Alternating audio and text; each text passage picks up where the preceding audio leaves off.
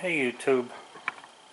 So today, it's kind of cold out. So I'm working on rollers that I'm going to put at the top of the pipe that I'm using for the crane. What I want to do is I want to cut these in such a way that there's a little bit more roller showing than what I have there.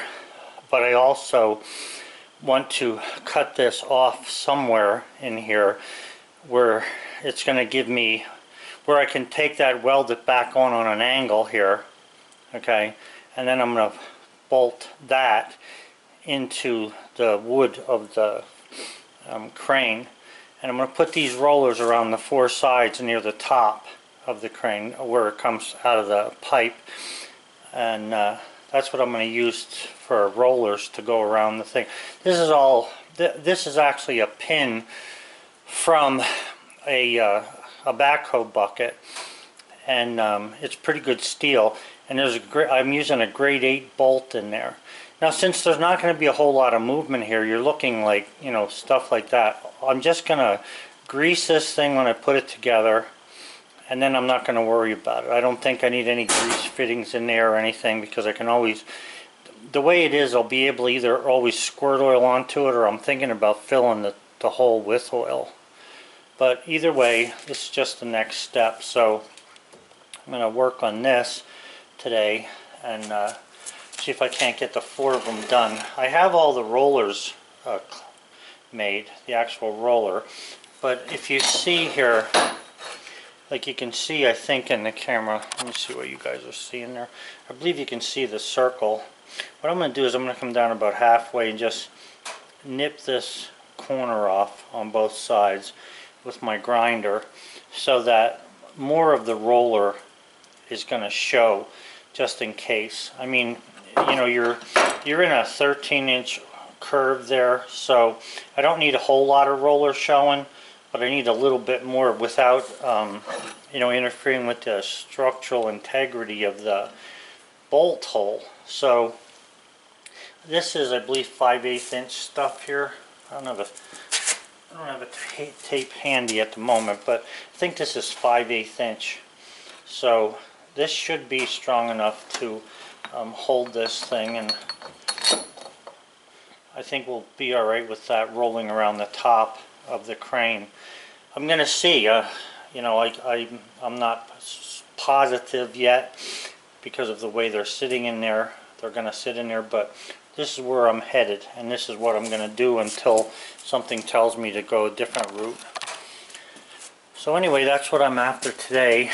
Got to build a fire in the garage. It's kind of, like I say, it's down in the low 40s today. It's supposed to snow a little bit tomorrow. I don't think it's going to stick, but you know, it's one of those things. We're still not out of April here. So I'll get back to you as I go.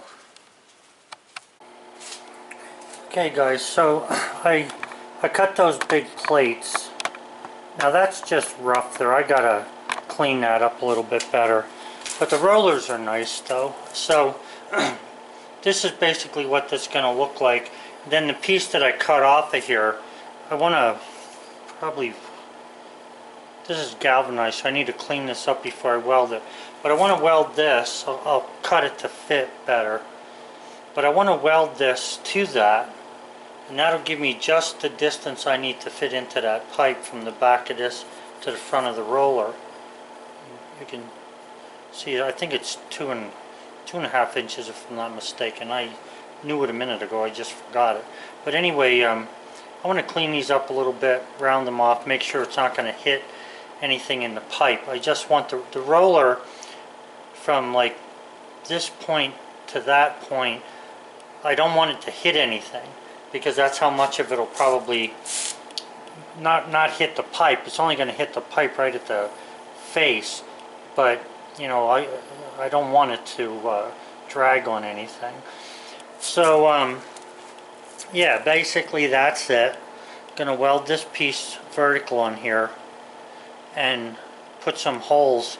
I think I'm gonna put 3 holes in this, and then 3 lag screws. I'll show you what I got for that.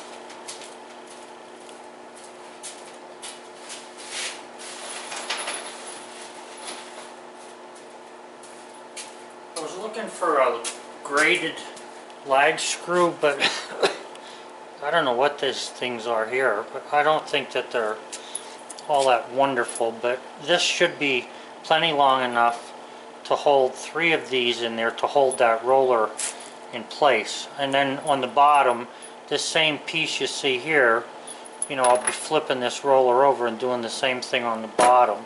So in other words, when I flip this over, then another piece will be on there, so I'll be putting 6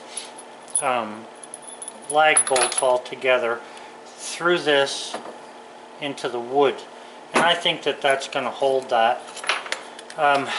These rollers have been a pain to me because there's nothing I could buy exactly that was going to do what I needed to do, so either way I'd had to make something.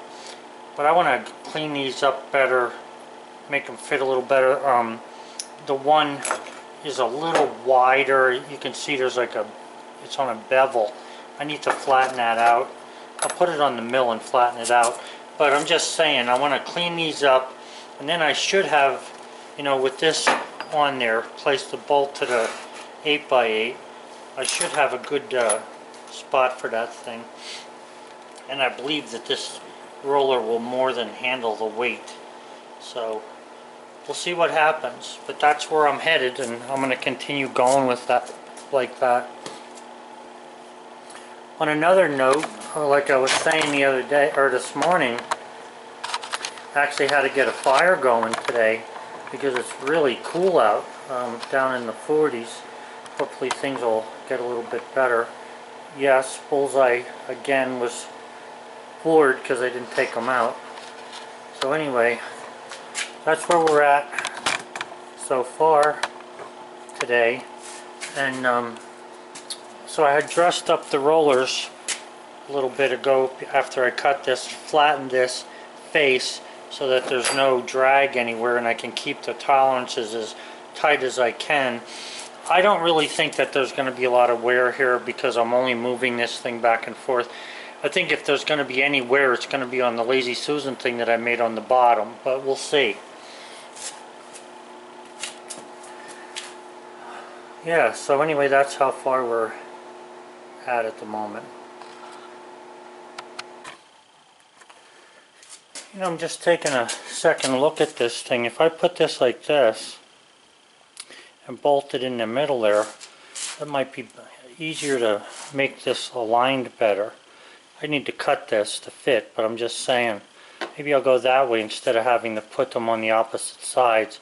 This way it'll hold the whole bearing in alignment. I have to do a little thinking about that yet.